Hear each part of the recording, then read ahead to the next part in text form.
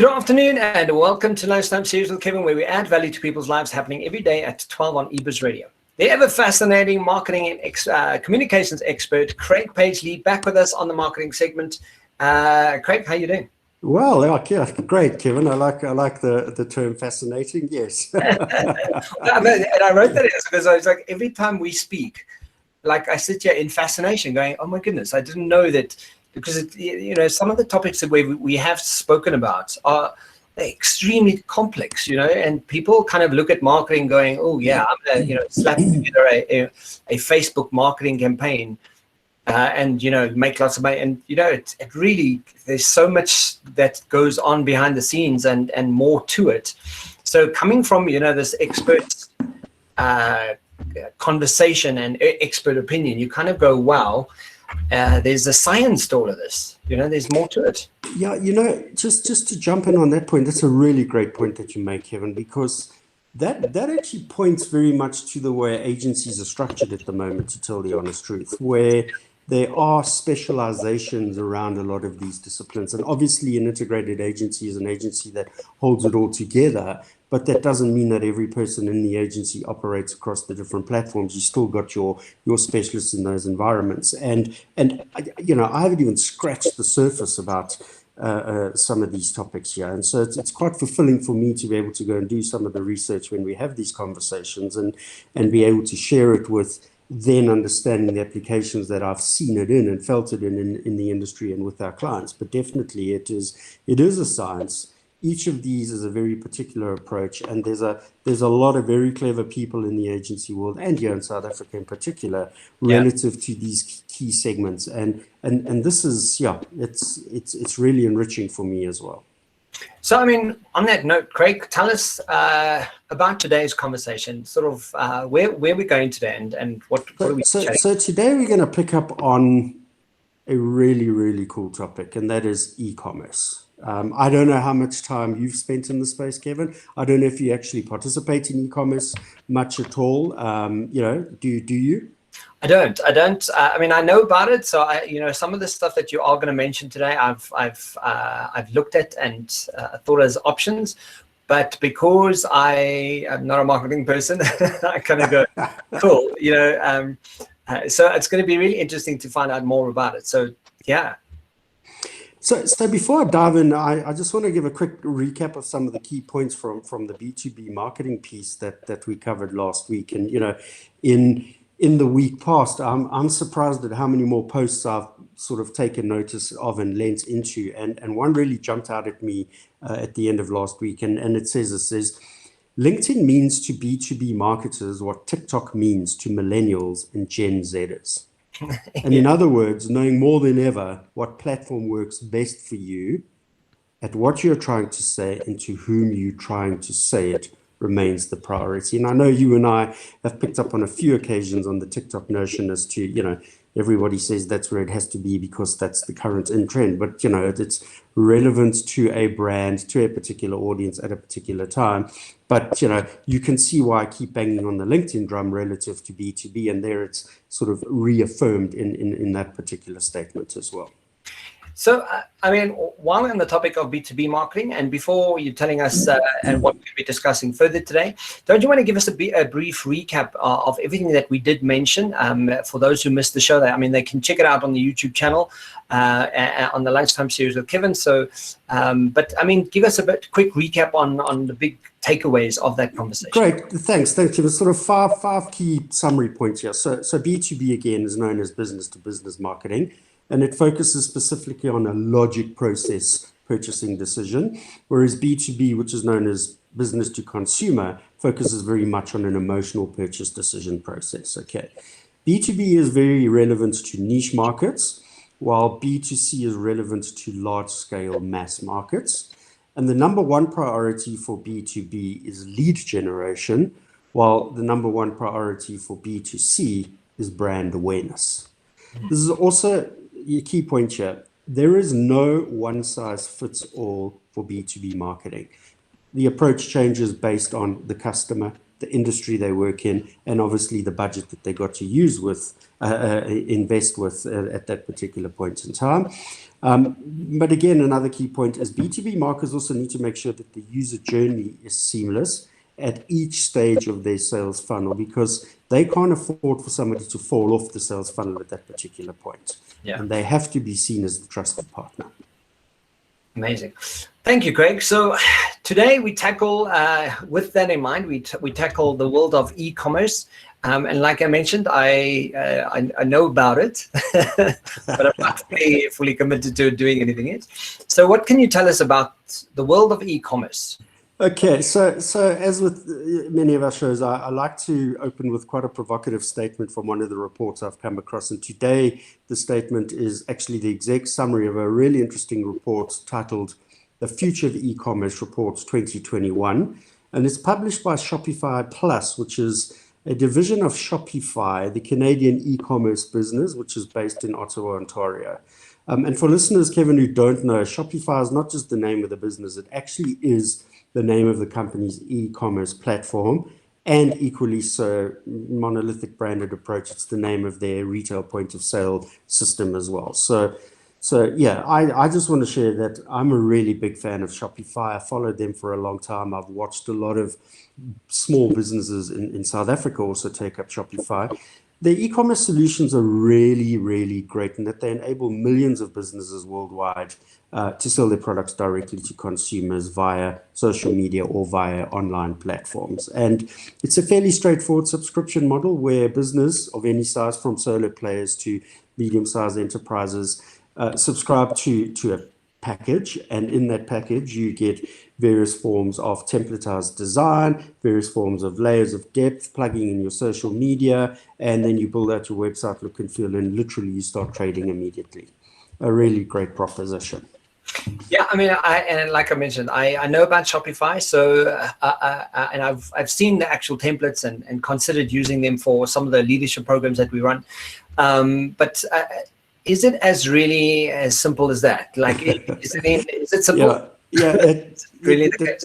That's a good question, because it does sound like a rather broad general statement, Kevin. But as you know, any business wanting to trade online obviously needs to have firstly the right products available at the right price, as well as having sufficient content to create and position and market the particular business. And then most importantly, to have relevant social media platforms in place, because you also got to build your brand presence in this particular environment. So going back to the exec sum, there's some really cool key points there that you'll see reference through the entire conversation. So let me jump into that. E-commerce is at an all-time high. Lockdowns, travel bans, and retail closures forced the consumer online, and the world's largest retailers soon followed. In some cases, selling direct to consumer, DTC, for the first time. But not all e-commerce newcomers had the infrastructure in place to deliver a world-class customer experience. One way the DTC brands are standing out in a crowded ecosystem, e-commerce space, is through automated shipping and fulfillment. Orders must have fast, free, and sustainable shipping, and the unboxing video phenomenon has caused DTC companies to invest in custom branded packaging. To better compete with the marketplace and retail giants, brands are also investing in richer, more personalized experiences. Humanizing their brand also aids in customer retention, now a top priority as acquisition costs rise, along with uncertainty in digital advertising. So with that in mind, it's no wonder the likes of Amazon have doubled their share of ad spend online in the past 2 years, because you can see there's a whole lot of factors to keep your brand ahead of the pack and stay relevant. What was really cool as well, Kevin, and this for me is something that I'm going to remember for a hell of a long time. 10 years of e-commerce growth from 2009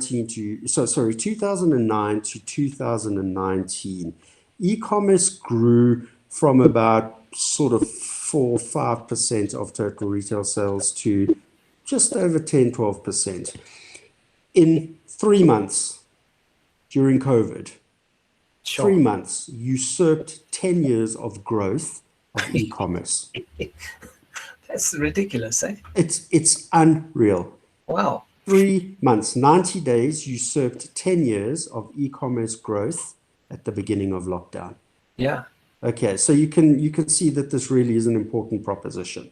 Yeah. So I want to set some context for us, what's happening in the industry, and then just again share some thoughts and on the findings and trends. So Fantastic. for listeners that don't know, Kevin, e-commerce is broadly defined as the sale of goods via a digital channel to a private end user. This is in essence the business to consumer, as we discussed last week. And purchases can be made via desktop computers, laptops, notebooks, as well as mobile devices. And in a mobile device, whether you're on a smartphone or a tablet. Here's where it might get a bit confusing for listeners, is e-commerce's truest definition does not include the purchase of digital media downloads like music or books, ebooks, or streaming services like Netflix, nor digital purchase or resale of used, defective, or repaired goods, nor digitally distributed e-services, nor digitally distributed goods in B2B markets. It also excludes the digital sale between private individuals. And that was quite, I learned a bit from that, because I thought anything that has a willing seller at one end, a willing buyer at the other end, and a payment gateway in between is defined as e-commerce. But it's clearly limiting to that produced good at the end of the day, and excludes the likes of secondhand goods, particularly in the measures that brands are taking to establish the value of markets and media in that particular environment. So we know what happened to brick and mortar in 2020, catastrophic decline. Okay. And as we just mentioned, that was offset by an exponential growth in e-commerce, where we saw 27.6% growth for the year. Yeah, totaling $4.28 trillion worldwide, Kevin, representing 16.4% of total global retail sales.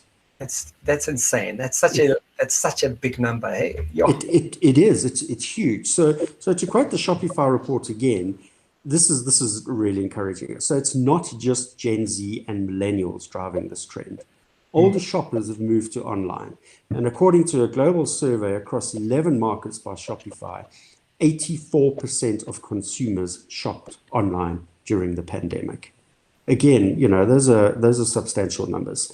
So with that said, the sobering stat here, though, Kevin, is that there was still a net decline of 3% in total retail sales worldwide, that equating to $23.839 trillion.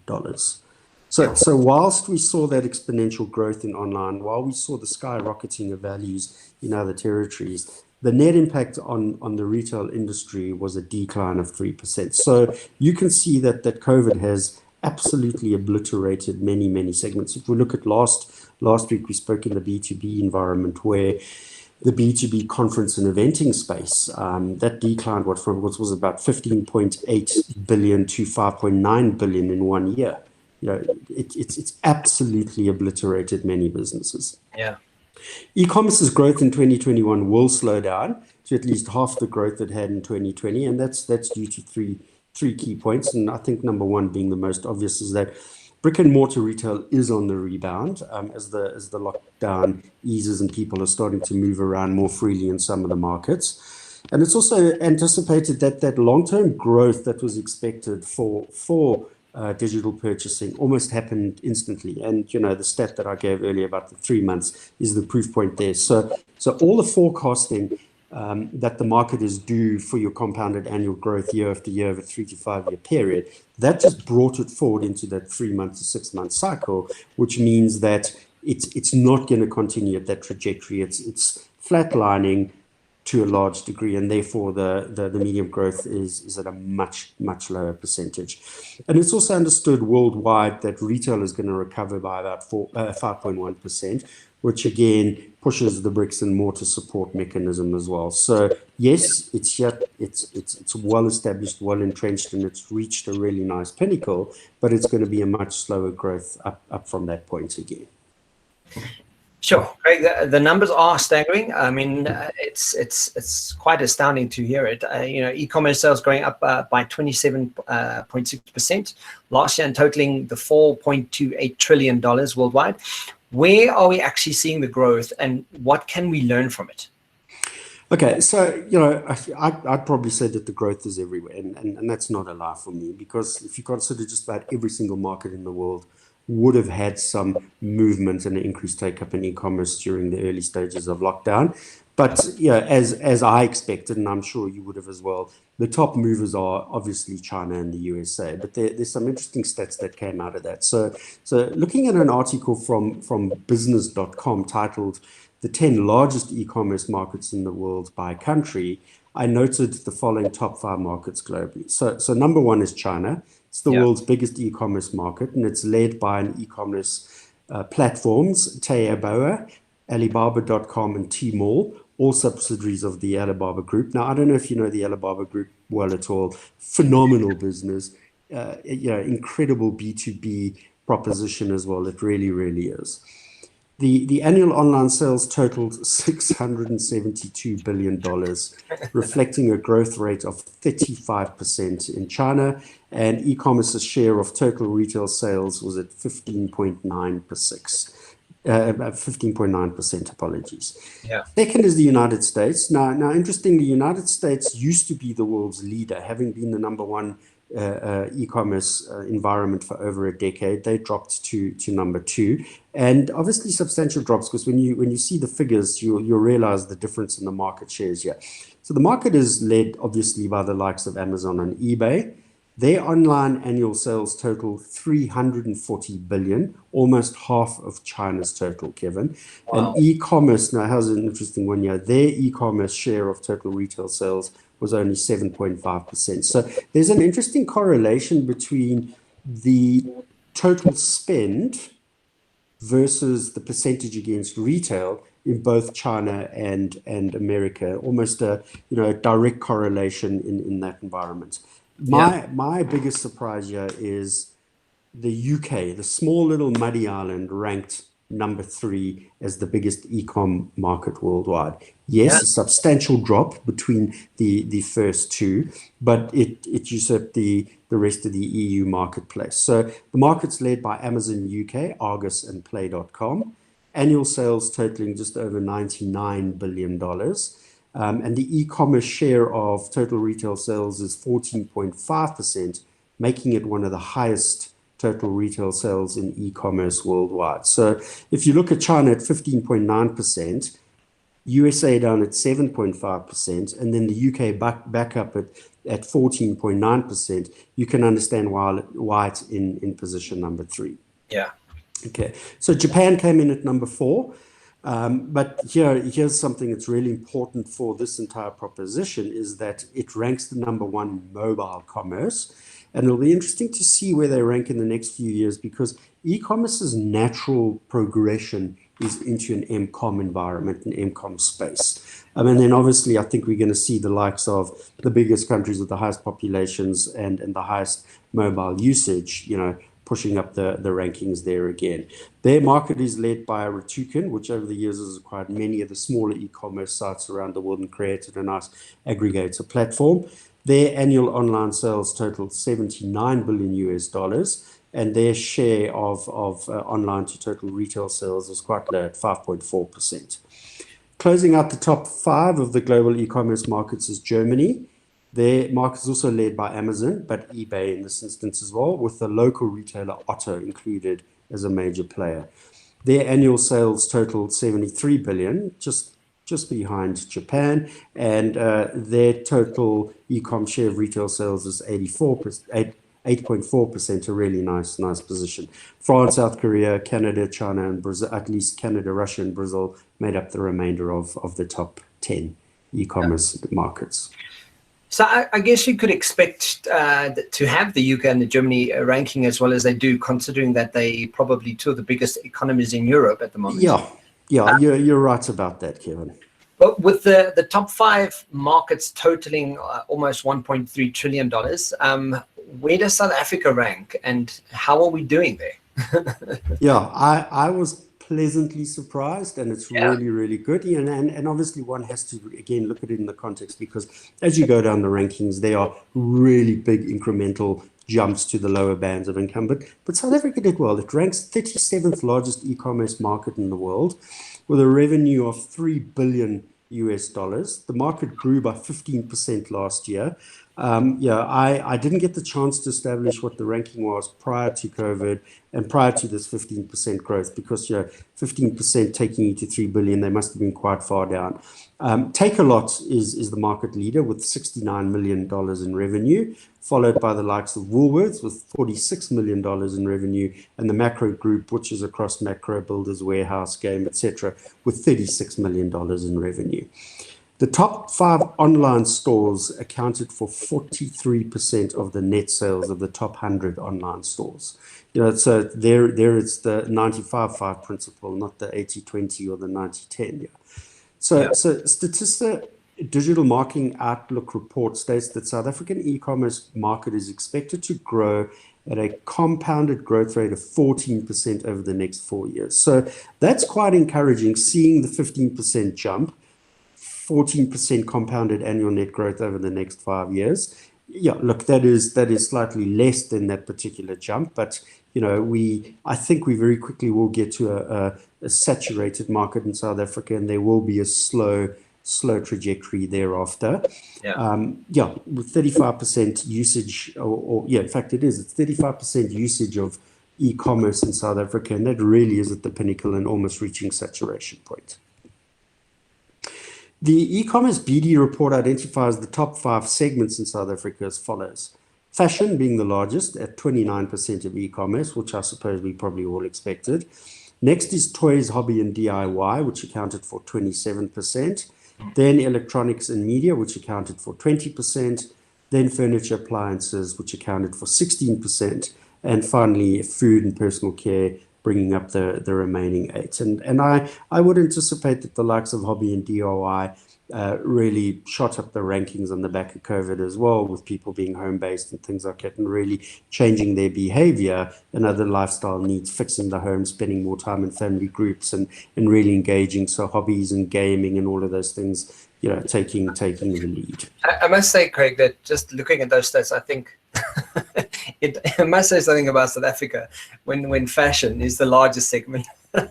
You're kind of going, okay, so in COVID, it's not food or personal care, it's fashion. Like we need to check our priorities, right? Yeah, look, the particular report picked up on 2019 as well. So DBR report went from 2019 into 2020. So you would have had a big skew there as well. But according to FNB, what's quite interesting is that they believe that the average spend increased by 30% in the first half of 2020 compared to 2019. And they obviously saw that through the payment gateways and all the financial mechanics that they have to measure on the back end. Yeah. And Rand Merchant Bank expects the sector's value to surge by 150% to 225 billion over the next 5-year period. Wow. Yeah, quite substantial. It is. It's crazy. Sure. Yeah. So a survey by One Day Only looked at 6,000 South Africans, and that reflected that 62% of online shoppers were in the 25 to 44 age bracket. The majority, 61% of the respondents, said they shopped online due to convenience, number one, while 15% shopped online for a greater selection of items, and about another 15% shopped online because of price. So better deals online. According to Euromonitor South Africa, the online spend accounted for only 2% of total retail transactions compared to that global average of about 15 to 16%. And, Kevin, again, we can look at various reasons to that, and there are one or two quite obvious reasons. So number one is many of the online brands don't have distribution networks into the environments of peri-urban rural South Africa for whatever reason. Safety, infrastructure, cost to deliver, and those kinds of things, particularly when the top brands are really trying to bring a free component to the delivery into the metro areas where they can, leverage the economies of scales and things like that. So that is one of the reasons. The other is we actually have an incredibly high cost of data. And when you, again, look at peri-urban rural South Africa, fiber is really not in place. It's all around data on handheld devices and pay-as-you-go propositions. And that's an incredibly expensive data proposition. So, those two factors alone are inhibitors in in driving that particular proposition.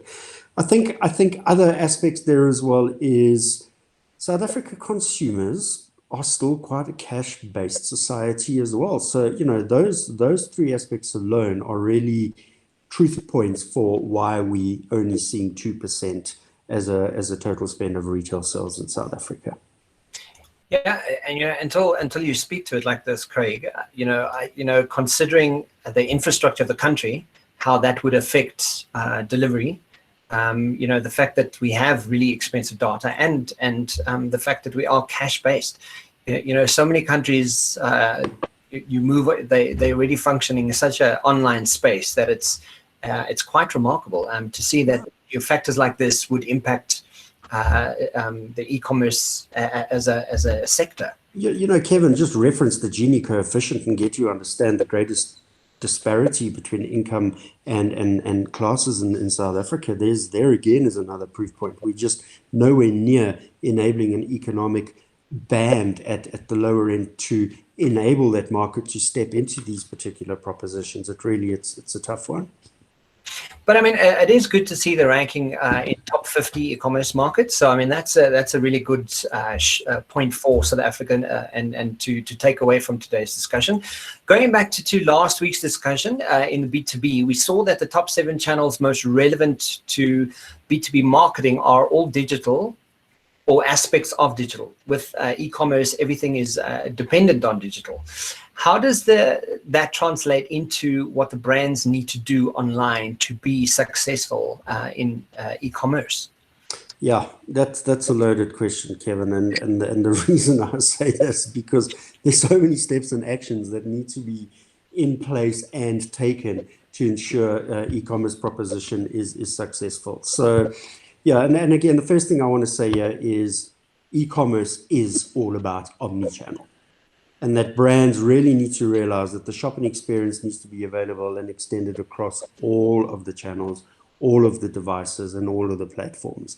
And brands really need to ensure that their digital marketing strategy aligns with their online selling strategy. And when that isn't in sync, they're not going to have effective e-com capability or success. So just to set some context again, I thought it's worthwhile re-establishing the difference between omnichannel and multi-channel, because it can be confusing at times. So omnichannel e-commerce, in its sense, a singular term, is the sales approach that uses multiple channels and gives customers a unified experience across all of those channels. And that's one thing you hear me talk about constantly, that seamless, unified experience across all channels. And whether that's in the form of a kiosk in store, whether it's in the form of mobile or email or any other digital proposition, that is the omni-channel experience. Okay. Multi-channel, on the other hand, is a strategy where brand presents itself on multiple channels and customers choose to interact with the brand in a particular channel environment, in a particular need state.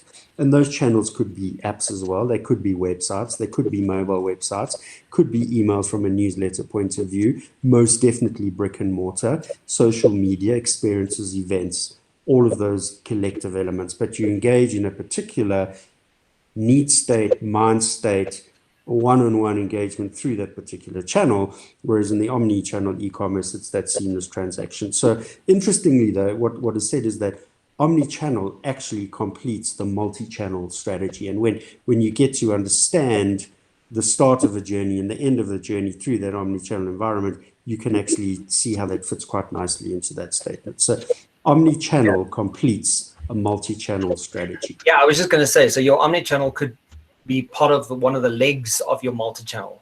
100%. Yeah. Okay. Yes, and in that leg, you may have multiple devices or touch points that you are moving through that experience. Yes. Okay. So as mentioned a few times, then customers not only expect but demand that seamless experience with brands across all the channels mentioned, instead of having that fragmented experience, which is each one of the steps in the good old multi-channel approach. Yeah. So I want to expand on that, Kevin. Look at how the two strategies align and what the key components are in delivering the plan. And yeah, referencing a really great article posted on webfx.com titled 5 E-commerce Marketing Strategies That Work in 2021, we see a recurrence of the terms and concepts that we covered in the last 2 podcasts. And just, I'm going to start with a little statement. So using e-commerce marketing strategies like social media and search engine optimization, your online store can build brand awareness, drive sales, and grow in one of the most competitive industries. So again, social media and SEO are critical components that come out in this particular environment. Yeah.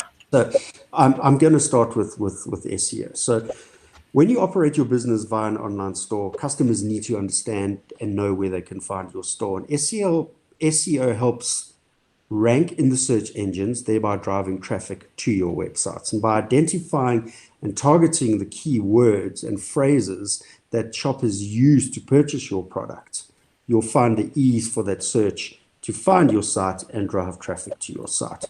So e-commerce SEO also makes it easier for potential customers to find and browse your site at any time. So it's not just a linear process as we had in linear TV example. You optimize your website, UX will inevitably bring those targeted audiences to you at any time on any device as well. The pay-per-click proposition is really...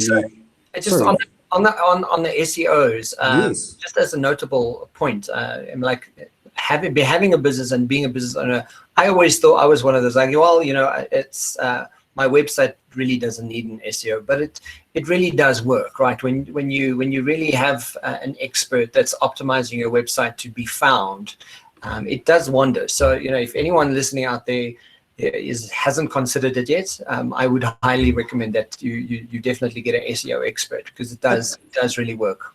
Absolutely, Kevin. And that's an incredibly important part for content as well, because when you're structuring your content, when you're structuring your headlines, when you're structuring the threads of information, the product descriptors and the definitions behind it, the metadata that links to that is what's helping you find the stickiness and pull you up the ranking. So yes, good add in there. So your pay-per-click PPC advertising is really helpful for generating traffic to your site whilst you're still establishing your organic rankings. So you can go live with the site before you've had a really good review of the site to get all the SEO components in place. Spend some money in that environment and get some pay-per-clicks to get exposed display environment opportunities. But again, they're one or two businesses that are really in niche businesses. They've got quite clearly defined target audiences and very little competition. They probably don't need to spend much in a PPC environment. But that said, it always helps just to get that first layer of engagement and starting to get the traffic moving to your site as well. Yeah. Then the big one, social media. 71% of adults use social media. The adults online, that is, use social media. That's substantial. And chances are pretty high that you'll be able to reach those guys with your Facebooks, with your Twitters, with your YouTubes, and some of the other bespoke social media channels as well. So social media, use it to promote your products, your events, your promos, and it's really great recommendation platform to get some influence in place and drive the word of mouth probability in that environment. So it's an incredibly important part of any website marketing strategy. It really is. And you can also use social media to encourage customer feedback, build some of the fan base, get some of the loyalty loops in there, and really start that conversation and make it a dialogue as opposed to a one-way speak. Craig, just as on that point, 71% of adults, right, using social media. So long gone are the days that people are just kind of, because I still come across clients that have that as a conversation. Like, I don't want to do the whole social media thing for my business because I don't really care what people are having for lunch. When you still have that kind of approach to social media, you're kind of missing the boat, especially when it comes to business. Correct, and using social media for far more than just taking photos of my lunch. Correct, and it's really hard to get some business folk to step out of social media from the social media group in the community, the security group, the school group, to this group, to that group, and really seeing it from Insta for business, WhatsApp for business. Those there's functionality in there that is purposed to drive business opportunity. And believe me, there's 100% validity in using those particular platforms. And I think, the more we have these conversations and the more people listen, hopefully we can sway some of those naysayers or fence sitters into at least trying social media for their businesses. Yeah. Content marketing. I mentioned content as well earlier on. Really, creating and sharing content online is incredibly important for e-commerce based companies. Search engines respond very well to quality content. As I mentioned, it's about the structure of the content, the headings, the word sets, and the metadata behind that. And distributing it online obviously helps boost your rankings. Blogs are a great way to get some quality content out there, but a blog just as a word-based proposition at times is rather flat. So you need to enhance the blog, embedded videos, infographics, maybe some white paper takeaways and things like that. You just really got to enable an engagement with content, but a takeaway for the richness of the information you're engaging with as well. Yeah. A great point that I want to note here is that if visitors to your site find your content useful, I promise you, when you're using that word of mouth proposition, they are going to share that, and the more they share the fact that you got great content, you very quickly can become an authoritative go-to person relative to a topic or a source of information in your industry. So yeah, content, I can't overemphasize the relevance of quality content, not just content, but quality content. And Craig, to that point, I mean, this is exactly what you and I are doing here, right? I mean, like we are creating content, and essentially what we want to do at the end of the day, the point of creating this content is for people to use it as reference to go, so go and find out about all the topics we've been chatting about, B2B, B2C, e-commerce. Like we're creating content around something that people have reference to and can have a go-to. And that speaks to, exactly what you're mentioning here is the quality of making sure that what it is you're sharing, there's value in why people should be using it or listening to it or reading it. Yeah, correct.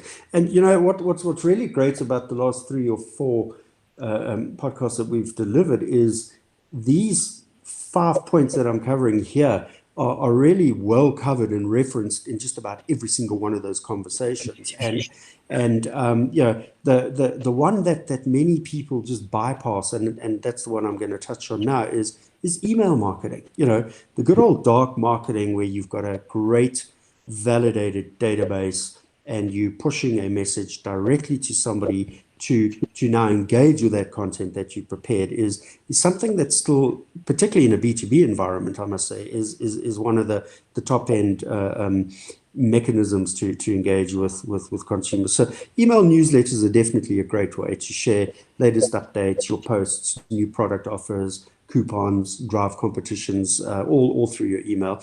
And a really great way to build your email database, Kevin, is embed some sign-on forms in your e-com platform. So when folk are coming in to find out more about your site, sort of, leave a few crumbs there for them to engage in something and want to find out more. They need to find out more by filling this form in, click the box, tell me more about it. So you start building out a really cool database, and then you also use that opportunity to get the opt-in so that you're in compliance with POPI and all the other propositions around that.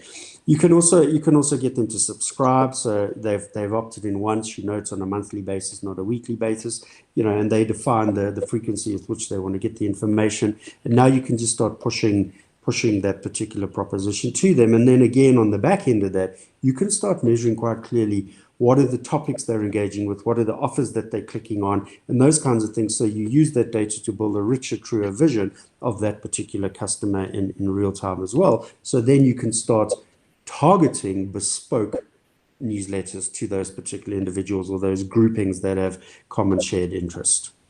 I'm so glad that you mentioned that, Craig. It's actually part of one of my strategies that I'm busy implementing right now is email marketing. So I'm so glad that that's you're reaffirming what I'm doing. Yeah. No, that's great. glad to see that you're thinking into those spaces as well. So yeah, just for to close on those 5 points, there's a really great paragraph again in that Future of E-commerce Reports 2021 by Shopify Plus. It says, so the pandemic has left an enduring mark on the consumer landscape. Years of change have happened in weeks. Offline spending shifted online. Products really bought online in our e-commerce staples. And immediacy, convenience, and speed are top consumer demands. This is the new normal. Wow. Yeah, I mean, that's a statement, right? This is the new normal.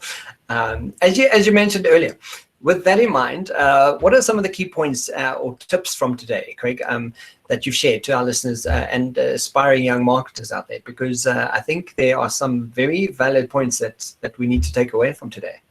Yeah, thanks, Kevin. About sort of five or so really simple points. The likes of e-commerce website marketing is essential for online business, as with any brand. You can't turn your back on marketing, and effective marketing helps distinguish your brand from other sites, and that talks to SEO, talks to PPC, all of those particular aspects. Website marketing is essential for your business. When you have an online store, it's important to drive traffic to your website, and creating and implementing your e-com site marketing plan for your company helps increase the number of online leads and boost convenience. You can see that they're quite carefully linked there.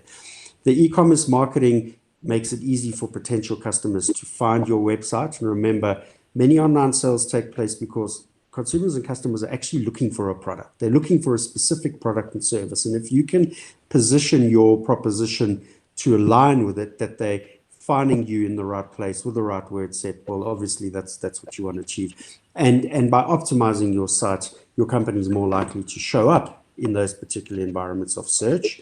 And keywords are incredibly important in your product offerings. And finally, the point here is that without SEO and a strategic marketing plan, your competitors are going to eat you up for breakfast and rank much higher in search results. Even if your website's beautifully designed, you've got a solid SEO strategy, you have to drive qualified leads to your site.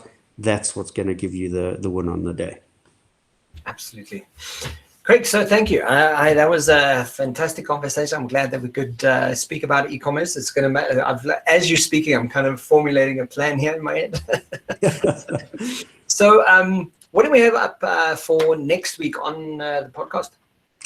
Yeah, Kevin, this is an incredibly important conversation. You shared some thoughts with me on some of the important things that you cover off on various conversations you have on your other shows and things like that. And this one really jumped out at me. And it's, how can brands join the mental health narrative to actively support consumers?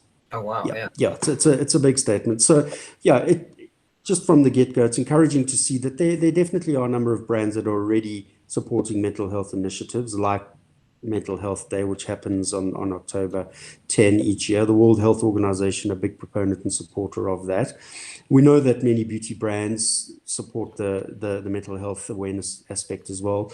Philosophy is a brand overseas. Essex, the sports brand, QSR restaurant brands, Burger King, and even deodorant brands of like Axe have put money behind important mental health and wellness propositions. And I can tell you now, from what I've glimpsed over already, there's a hell of a lot that I'm going to be putting together into this conversation and sharing for next week. It's very, very exciting and quite relevant to where we are as a society at the moment, where people have been locked up on the back of COVID, and listening to 702 and the likes of the mental illness helplines, the suicide helplines, and all of the different bodies that are structured to facilitate in those spaces. You listen to those heads on the radio and you get to see the scary statistics of the impact that COVID's had on our society the past year. So it'd be really great to see which brands are stepping in to drive that. Craig, I'm so glad that that's a conversation we're going to have. I do a ton of training around for quite a number of brands already around resilience and what resilience looks like, and all of that. All of that entire conversation is a brain conversation. It's how to become resilient. What does confidence look like? What does boundaries look like? So I'm in support of how, you know, brands could actually build an awareness around. I'm really interested to see what that information is and what that conversation is going to be like. So fantastic. Thanks, Craig. Guys, if you want to that, the lunchtime marketing segment happens every Thursday on ebrizradio.com at 12 o'clock. And you can also catch us on the Lunchtime Series YouTube channel. And also, just to emphasize and remind people, we are available now on ebrizradio.com's podcast channels, on Google Podcasts, Spotify, and the last one is on iTunes too. So go and check it out. Craig, thank you for your time. Thanks for chatting, and I'll see you next week. Yeah, thank you, Kevin. Cheers.